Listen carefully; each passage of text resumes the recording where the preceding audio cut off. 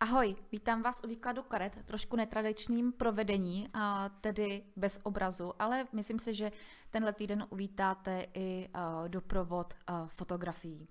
Jdeme na karty. V pondělí máme naslouchat. Nejlépe se uslyšíme tehdy, když sami sebe stišíme a budeme naslouchat. Vypněte zdroje hlasitých zvuků jako telefony, televize a relaxujte na klidném místě. Nesnažte se podněcovat jakékoliv dění. Pouze naslouchejte svým vlastním myšlenkám, dechu, rytmu a svého srdce. Pak v duchu klaďte otázky svým rádcům a andělům. Naslouchejte srdcem, tělem i myslí láskyplné pravdě, kterou vám budou sdělovat. Naslouchejte svým vlastním vnitřním pravdám, věřte své intuici a jednejte podle ní. Stáhněte se do ústraní, vaši rádci a andělé k vám promlouvají. Nasloucháte jim? Je třeba teď méně mluvit a více naslouchat. Připusťte si své skutečné pocity. Poslouchejte, co se vám snaží říci různé bolístky. Tělo vždy mluví k těm, kteří naslouchají. Jinak v pondělí budeme hodně rozklíčovávat vztahy. Máme tady určitý problém, který se nám vyjeví úplně jinak, než jsme si mysleli, ale svým způsobem nám hodně spadne taková tíha nebo břemeno z naší hrudi. Vypadá to, že prakticky jakoby poodhalíme nějaký vztah a vyřešíme nějaký problém, který nás dlouho už trápí. Jinak pro nezadané mám tady i příchod nového partnera, ale pokud někoho poznáte dneska, v dnešním dni, nového, kdo vás bude hodně přitahovat, tak pozor na to, protože dneska spíše je to na milenecké úrovni nebo na úrovni flirtu, takže nic vážného z toho pravděpodobně ani nevzejde. Úterý 26. bude hodně zajímavý den. Máme si jít za svým cílem a situaci vidíme naprosto správně, takže konec předsudků, konec nějakých masek a máme poslouchat sami sebe a jít si za svým. Budeme řešit ale i otázku nebo nějakým způsobem věci ohledně mužské linie našich rodin. Může se to týkat ale i nějakého důležitého muže v našem životě a máme si uvědomit, že nové vztahy s muži jsou ovlivňovány našimi starými vztahy s otcem, bývalým manželem, přítelem, bratrem, synem nebo jinými muži. Teď je právě ideální doba, abychom se zprostili jakéhokoliv starého zranění spojený s muži našich životů a vyléčili je. A můžeme potkat, a to se právě může stahovat i k tomu pondělnímu setkání, a můžeme potkat právě nějakého člověka, který nás hodně ovlivní a bude pro nás důležitým. Současné vztahy se zlepšují a veškeré emoce se týkají našich otců. Máme zharmonizovat mužskou a ženskou energii denním nácvikem dávání a přijímání. Každopádně v úterý budou opravdu muži mít svůj den a máme pozorovat to, jak se chovají, jak přemýšlejí a vážit si jejich mužské energie, která nás vede.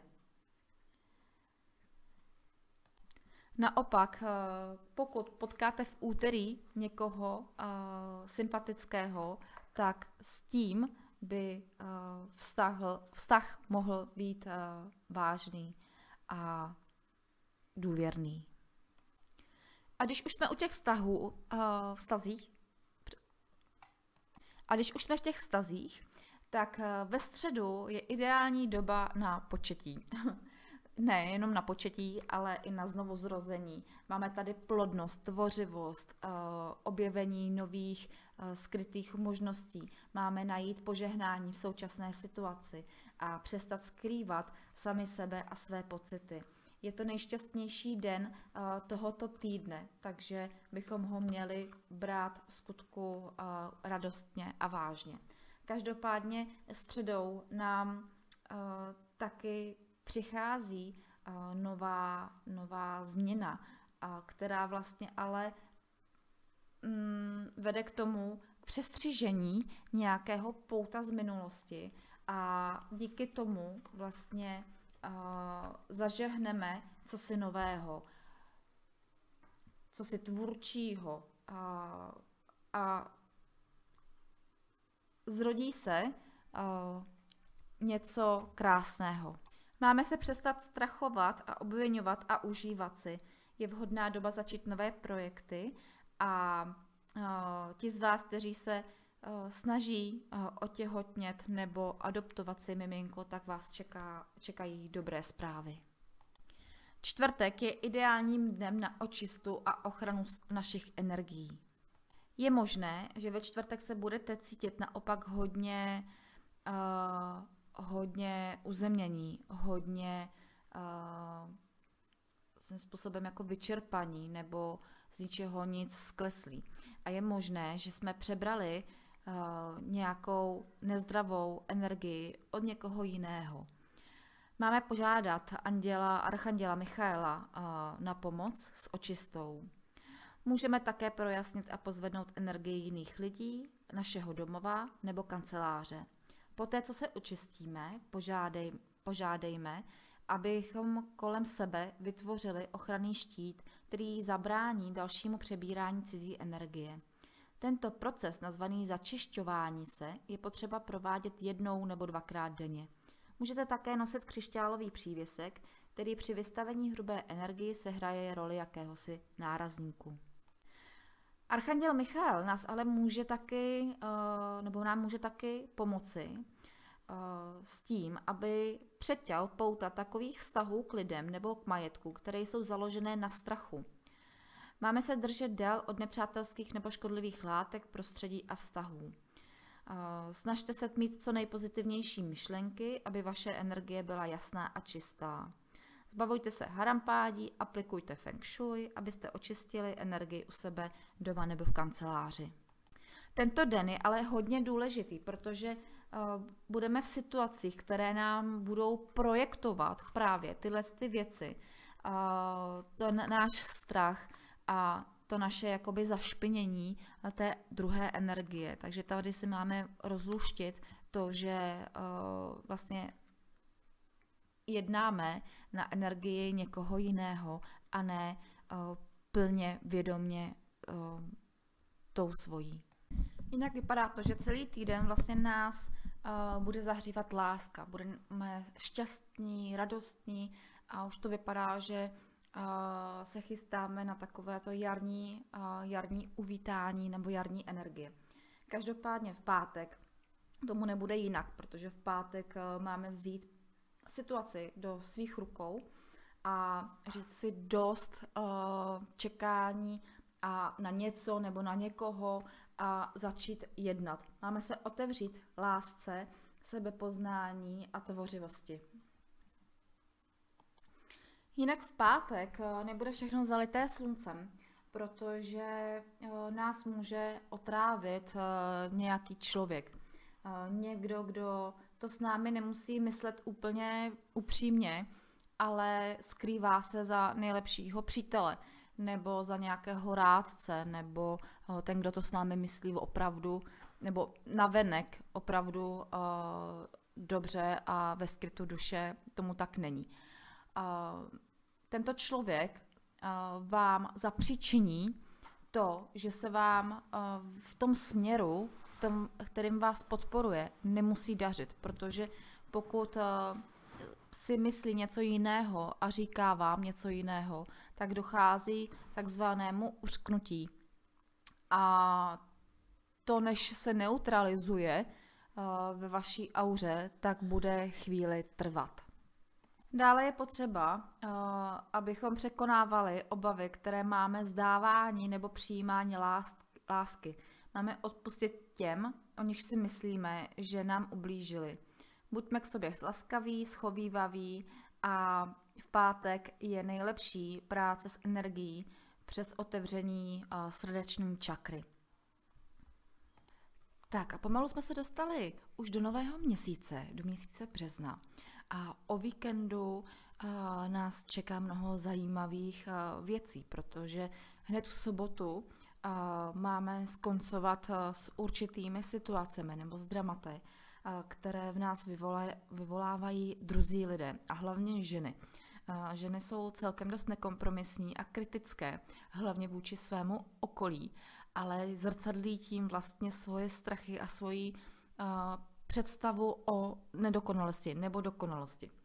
Každopádně v sobotu vás může vyvést z rovnováhy právě žena a většinou to bude žena v rodině. Takže může to být maminka, může to být dcera, může to být babička, může to být manželka, může to být kdokoliv. Každopádně si můžete, nebo tou situací vlastně si máte rozhodovat o tom, že sice vy přijímáte vlastně rovnováhu ve své rodině, máte mít rovnováhu mezi prací a rodinou, máte si na tu rodinu udělat čas a máte se přestat snažit všechny potěšit. Máte dovolit ostatním, ať si o svém životě rozhodují sami a neodkládat plnění svého životního poslání tím, že se soustředíte na problémy jiných lidí. Vyhýbejte se pomlouvání a souzení druhých. Máte přestat dávat prakticky svůj život do rukou někoho jiného a to vedení, které hledáte, máte opět nalézt u sebe. Rozhodněte se tento den pro relaxaci, pro klid a nevadí, když se budete stranit různým návštěvám. V neděli s náma mohou pracovat zase spíš děti nebo mužské pohlaví. V neděli se to trošku vystřídá, ale ještě tady bude panovat taková energie ze soboty, protože ty karty jsou celkem dost podobné. Ale máme se na druhou stranu přesvědčovat o tom, co si myslíme a jak jednáme, jestli to je v souladu s tím, co s námi rezonuje nebo ne. Také se budeme cítit trošku uvězněni sami ve svém životě a pomůže nám k tomu příroda. Pomůže nám k tomu léčba třeba i minerály, jako jsou křišťály nebo voda. Voda hodně bude očišťovat v neděli.